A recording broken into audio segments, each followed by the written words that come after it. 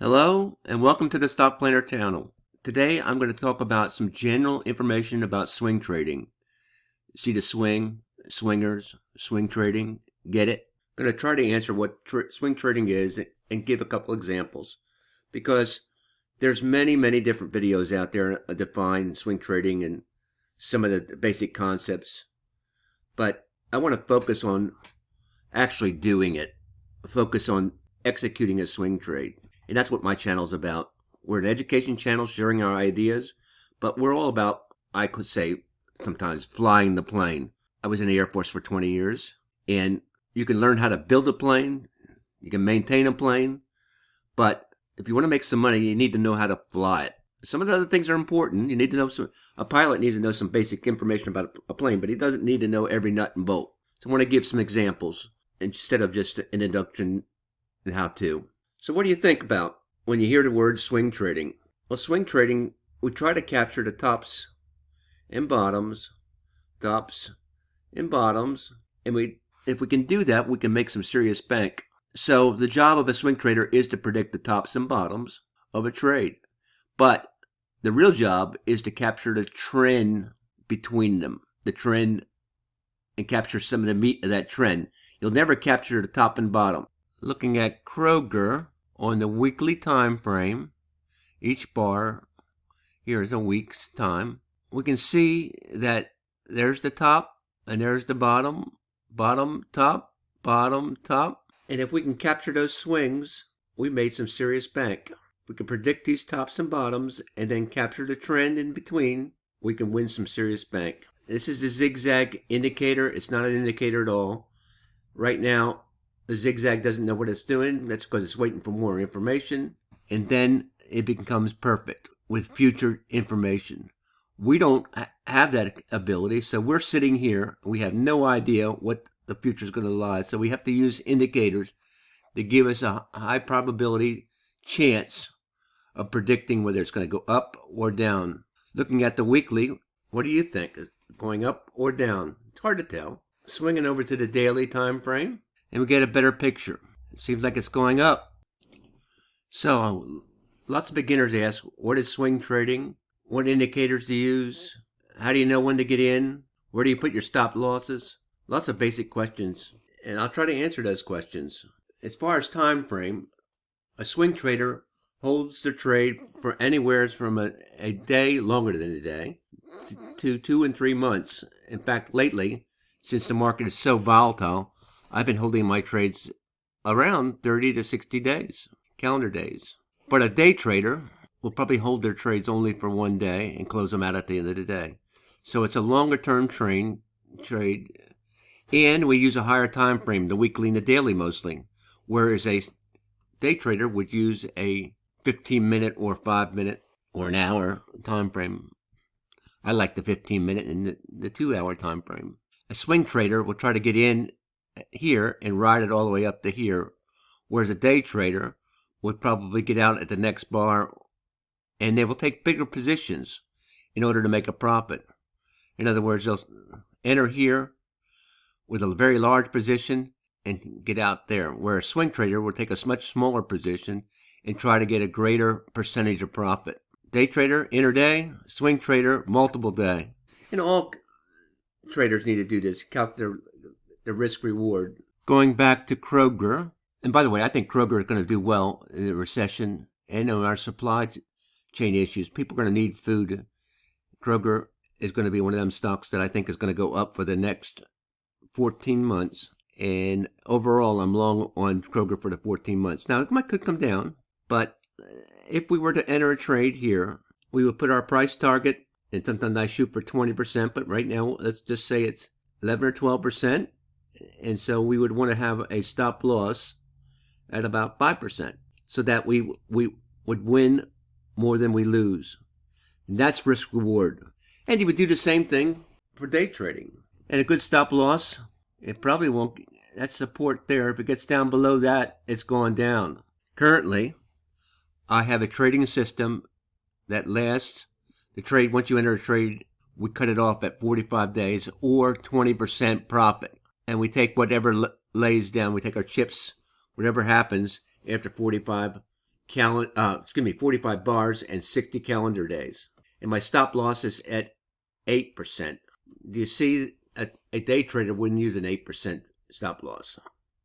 They'd use a 1% or 2%. They can't afford to lose that much on a day trade because they're taking larger positions. But a swing trader will let it ride a little bit, let it work for him, but take a smaller position. Larger price range for a swing trader. Now, technical analysis is the charts. Using the charts and the chart patterns, price action, support levels, some indicators. Fundamental analysis is using information about this company. How many shares are outstanding, the market cap, who's buying, insider buying, what's the PE ratio, price over earnings, to see if it's a cheap stock, some analyst ratings. A swing trader is about 85% or 80% technical, and then they use some fundamentals. You have to know what you're trading, so you need to know a little bit about the company. So let's look at a few technical aspects that I look at. Kroger has earnings, I think December 2nd. There's the MACD, and it says go up. This is the stochastic RSI, and when it's below the 20, it's in the oversold condition, and when it's above the 80, it's in its overbought. Right now, it crossed here for a buy, and it's not quite in its overbought situation. And the RSI is pointing up. So the indicators seem to indicate that it might be going up for a little while, but not too much longer. So you might have this situation. That's what I'm hoping for. But you want to use indicators that kind of predict this. There's the MACD below the zero line, stochastic, and the RSI. And it's kind of iffy, but that should produce an upward signal. So I don't know, but that's how I use these are the technical indicators I use, and I use some fundamentals. As I said, when you're a swing trader, you must hold your trades for longer. You must have patience. You must be willing to lose, in my case, 8% in order to win 20% or somewhat less between that. And my system wins about 53% of the time and loses 47%. Now, that's not a good, that's almost a 50 win rate. But when I win, I'm winning 2 and 3 times more than I'm losing. So I have a winning system. So out in Discord, I have a Discord chat under Stock Planner. I have a trade list, and this is a system that has $5,000 bank and $5,000 margin, $10,000 altogether, and it uses a watch list and gives some singles. This is the last group of singles that I've got. It's got 8 positions. Humana, JD.com. This is a Brazil ETF, and I backtested it for over the year since last November, and it says I would have had 97 trades, making a net profit of about $6,000 with a risk adjusted of almost 60%. That's 5% a month. That is terrific. My exposure is almost 93%, which that's fully exposed. I've used all my capital. In the case of a $10,000 account, that's what you have to do. But if you had a $100,000 account, you don't want that kind of exposure. You want to be having some cash on the side. There's 52% winners and 48% losers. When you win, you're making $200. And when you lose $100. So you win twice as much as you lose. And this is a winning system. And when I do a trade, I'm holding the bars for around 20 bars. And then after 20 bars, which is 1 month, it's 22 trading days in a month, I can use that money for somewhere else. Now, I could have a win rate much higher if I take profit at, say, 8%. But then I wouldn't have the big winners. This is my problem. My personal biggest problem is I don't hold the trades long enough. I don't let them mature. Once I get a profit, sometimes I'll take that quick profit, and I miss out the big winners. And this, having a mechanical system, is allowing me to stay in the trade longer. I really like to have this trade list. So I have a Discord chat under Stock Planner. It has some trade recommendations, something that, from the RSI for the stochastic and the MACD. It has the suggestions out there, and this is free, totally free. It's no charge. And then I have this 3-indicator strategy with the same watch list that I used to just showed you. It has about 300 stocks in it and gives you a trade list as I showed you. It's a different one that I just showed you. This is for a larger system. And it has Boeing, Facebook. These are all 18 open positions. When you have a small count, though, you're going to not have any more than 12. And to get this listing, there is a charge of $4 a month. That's the price of a cup of coffee. But you get this and a lot more. But you're also getting that 3-indicator strategy, when all three are together for a smaller account. And this is exactly the same listings that I use in my trading. There you are. So what I'm showing you here is exactly what I'm using each day. And these listings are updated 2 to 3 times a day. So you're getting the same information I've got. And it does help me a lot. It saves me a lot of time to start working from this list. Now, you can't follow somebody else's singles. You have to take these, and you see that CSX is a long. It's recommending a long. There was a scale in of Humana, but because you have a small account, you had to ignore that one. It ran out of money. EWG was again ran out of money. But these are long singles, and you could go ahead and then see what they're talking about. See if your strategy, your indicators show the same thing. You should be seeing the same thing. UMPQ, a buy. Now you can use any indicator you want, but we look like we have a dive. Zigzag knows what it's doing.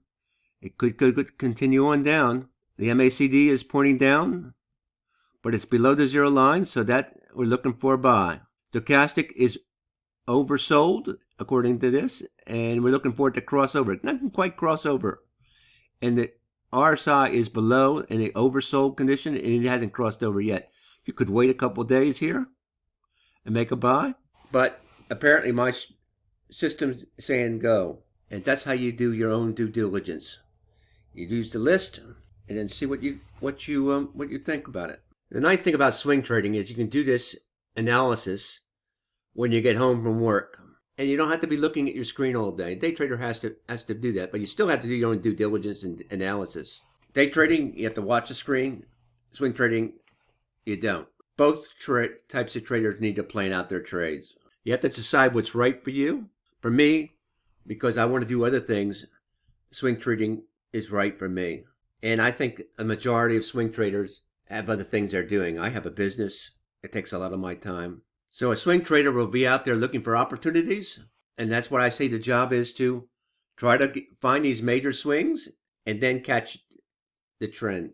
So you need indicators that give you that confidence in your system, but nobody can predict the future. But both types of traders must adhere to the rules, whereas a swing trader must have some patience. A day trader is much more hands-on, and I think it's much more stressful. But a swing trader must be willing to lose 8% or a higher percentage of their capital, and a day trader is going to get in and out quickly, taking lots of little short profits or losses. So I think swing trading is, if you can't sit in front of your computer all day, you might want to consider this, and you can definitely do your planning at night. And I do think you need to be able to take a little 5-minute break from your work and look at this once in a while. Where, as a day trader, you have to spend a lot of time. It's a younger man's sport. So if you're going to school, swing trading might be just ideal for you. Well, I have a lot more to say, but this video is getting too long. And I hope you consider becoming a swing trader. I hope you consider joining my Discord. I hope you consider setting up some TradingView charts and getting started. No time like today. If you're a young person and you learn this, it can be set for life. If you're an older person, I think it's important to be able to manage your IRA. Anyway, please consider subscribing to this channel. Like and subscribe. Leave your comments below. I'd like to know if you're a swing trader or a day trader. And we hope you have happy trading this next week. Catch you in the flip.